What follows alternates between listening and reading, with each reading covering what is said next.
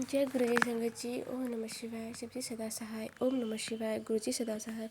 मैं ये सत्संग कह रही हूँ, अगर मुझसे कुछ गलती हो जाए तो संगत जी तुम मुझे माफ़ कीजिएगा।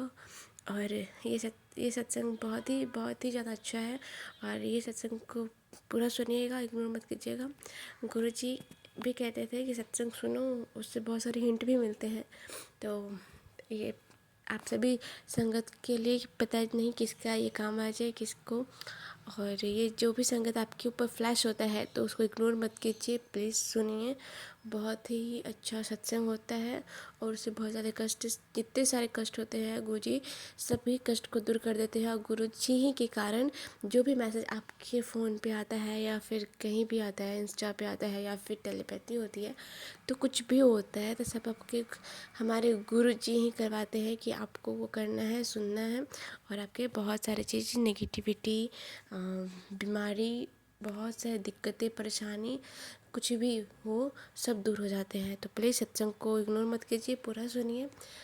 और मैं ये सत्संग सुना रही हूँ और प्लीज़ ये सत्संग को और भी जगह शेयर कीजिए ताकि और भी लोग लाभ उठा पाएँ सत्संग का और गुरुजी का ब्लेसिंग ले पाएँ और गुरुजी से कनेक्ट हो पाएँ। और सब्सक्राइब ज़रूर करें, लाइक भी करें और कमेंट में जय गुरुजी शुक्राना गुरुजी ज़रूर लिखें। और जय गुरुजी शुक्राना गुरुजी लिख रहे हैं तो उसके साथ आपके जो भी परेशानी है, आपके गुरुजी ऊपर क्या क्या मेहर किए हैं, बहुत सारा चीज़ होती है, आप वो कमेंट में लिख करके सब भेज सकते हैं और कमेंट भी कर सकते हैं। तो इसे कोई दिक्कत की बात नहीं है। बहुत सारे संगत को ये सब पढ़ते हैं तो उसे सत्संग सुनने से, पढ़ने से तो बहुत अच्छा होता ही है। तो मैं ज़्यादा टाइम ना गवाते हुए मैं अपना सत्संग शुरू करती हूँ। तो मैं सत्संग शुरू करने से पहले गुरु जी के महामंत्र का जप करूँगी। और ये सत्संग मैं गुरु जी के पास ही बैठ कर के मैं करती हूँ। जो मुझसे बुलवा रहे हैं, जो कुछ करवा रहे हैं, तो मेरे गुरु जी ही बुलवा रहे हैं मुझे से। तो जय गुरु जी शुक्राना गुरु जी। तो मैं ये सत्संग शुरू करती हूँ गुरु जी का महामंत्र से। तो आप सभी बोलिए ओम नमः शिवाय। शिव जी सदा सहाय। ओम नमः शिवाय। गुरु जी सदा सहाय। जय गुरु जी शुक्राना गुरु जी। तो मैं ये सत्संग शुरू करती हूँ। तो मेरा सत्संग ये है कि मुझे फ़ोन में मुझे मैसेजेस आ रहे थे कि तेरे पति पे बहुत ही संकट है और उनकी तबीयत ठीक नहीं है, ख़राब होने वाली है। तो मैं सोची कि मेरे पति तभी तो पूरे थे, चंगे वाले हैं, सब कुछ अच्छा है, तो उन्हें क्या होने वाला है, सब कुछ तो ठीक ही है। तो शायद लगता है ये मैसेज मेरे लिए नहीं होगा। तो फिर मैं इग्नोर की। तो फिर से मैसेज आता है कि तेरे पति पे खांसी जो होती है ना, खांसी की वजह से बहुत बड़ी बीमारी होने वाली है, सत्संग मत सुन, इग्नोर मत कर, ऐसे मैसेजेस आए। तो मैं सोची कि चलो देखते हैं। और मैं सच बता रही हूँ संगत जी, मैंने मैसेज देखी, उनका खांसी हो रहा था और वो उनको सर्दी भी थी, जुकाम था ही, और फिर खांसी भी होने लगा। तो मुझे लगा कि गुरुजी जो भी कुछ दिखाते हैं उसको इग्नोर नहीं करना चाहिए। तो मैं वो मैसेज पर ही वो सत्संग सुनी। फिर गुरुजी ने मुझे वो मैसेजेस दिखाए और सत्संग सुनवाए। तो मेरे हस्बैंड के अभी खांसी में बहुत आराम है और सर्दी जुकाम में भी बहुत आराम है। और उन्हें क्या कहते हैं, जो होम्योपैथिक होता है ना, वो दवा तो सूट करते नहीं है, एलोपैथी खाते हैं। तो एलोपैथ खाने से उनको रिएक्ट होने लगते हैं, उनका रिएक्शन होने लगता है, तो पूरा बॉडी फूल जाता है, फेस पे चकत्ते टाइप का होने लगते हैं, पूरा फेस फूलने लगता है, ऐसा होता है। तो मैं ना गुरु जी को मैं डॉक्टर को बोली, जो केमिस्ट होते हैं उनको बोली कि भैया देखना, जो मेडिसिन ले रही हूँ मेरे हस्बैंड को ना इससे एलर्जी होती है, कोई भी मेडिसिन लेते हैं उनको एलर्जी होने लगता है, पूरा मुंह हाथ फूलने लगता है। तो बोले कि इससे नहीं होगा, तुम दे देना। तो दे दी। तो फिर रात को खा लिए। उसके बाद सुबह देखती हूँ तो उनका पूरा फेस सूजा हुआ है, पूरा फेस आँख के सामने, गाल के सामने पूरा सूजा हुआ है। तो फिर मैं गुरु जी की पूजा कर रही थी। तो सुबह से मैं गुरु जी का 108 बार मंत्र जप की, तो जल प्रसाद दी और गुरु जी के सामने अपने हस्बैंड का मेडिसिन जो था वो जा कर के ब्रश करवाई और फिर खाने को दी। तो उनका फिर वो दवा खाए, मेडिसिन खाए, 2 दिन खाए तो कोई रिएक्शन नहीं हुआ। और यकीन मानिए संगत जी, मैं बहुत हमेशा जब भी उनको फीवर वीवर होता दवाई देती उनको रिएक्ट होता ही होता था। जब मैं गुरुजी से ब्लेस करवाई मेडिसिन का इनका, जब वो खाए तो उन्हें कुछ भी नहीं हुआ और फूला भी नहीं और ठीक भी हो गया। जल प्रसाद से भी उनका खांसी में, सर्दी में बहुत राहत मिला। जो मैं 108 मंत्र जब की गुरुजी के सामने खड़े होकर के तो बहुत ज़्यादा मंत्र में बहुत ज़्यादा पावर है।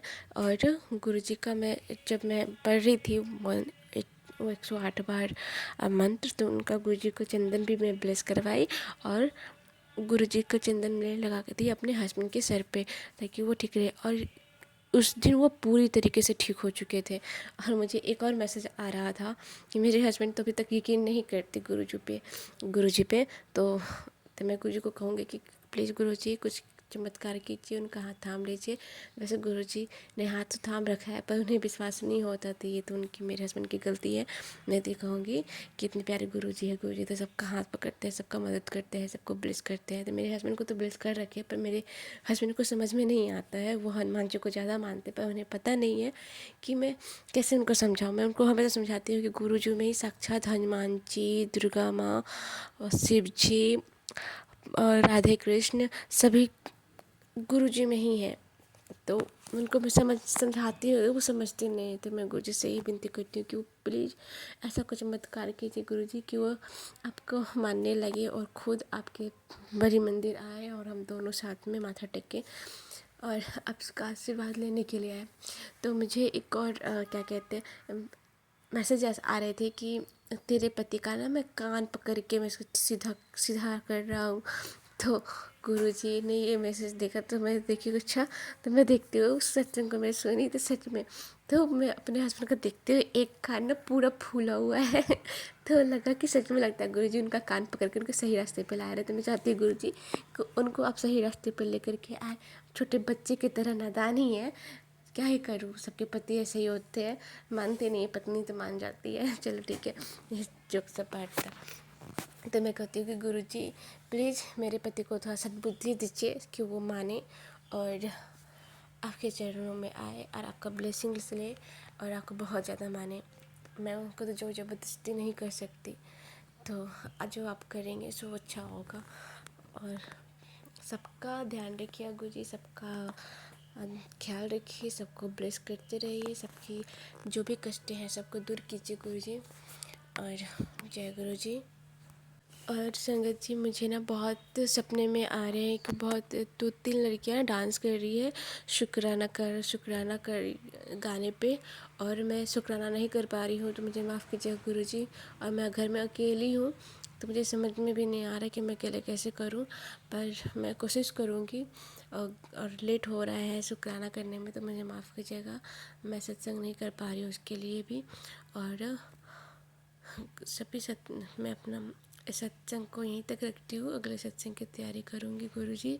और संगत जी, और जो मुझसे गलती हो गई हो तो मुझे माफ़ कर दीजिएगा, अपनी बच्ची बेटी समझ के, अपनी धी समझ के गुरुपा।